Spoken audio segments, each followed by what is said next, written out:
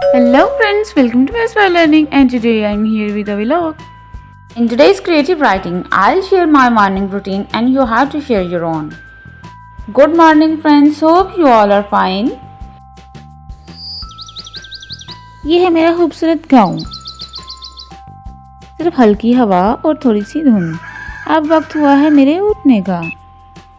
और क्या आप सुन रहे हैं? परिंदों की आवाजें चहचहा रहे हैं जैसे सुबह का गाना गा रहे हो। देखिए सूरज निकल रहा है पहाड़ों के पीछे से और हर तरफ रोशनी फैला रहा है। कितना खूबसूरत मंजर है। ये फूल देखिए हवा में झूम रहे हैं और घास पर रोज के कतरे जैसे चमकते मोती। मेरे दोस्त स्कूल जा रहे हैं, कंधों पर बस्ते और चेहरों पर मुस्कुराहटें लिए। मैं भी तैयारी कर रही हूँ।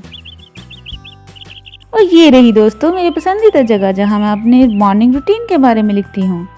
अरे देखिए ये बाजार की तरफ, ऐसे लग रहा है जैसे सब कुछ सूर्य के साथ जाग गया। Now that was all about my morning routine and you have to share your own. Goodbye. For having more learning and more fun with this channel, you have to just like, share and subscribe my channel. Thanks for watching. Take care of yourself. Allah Hafiz.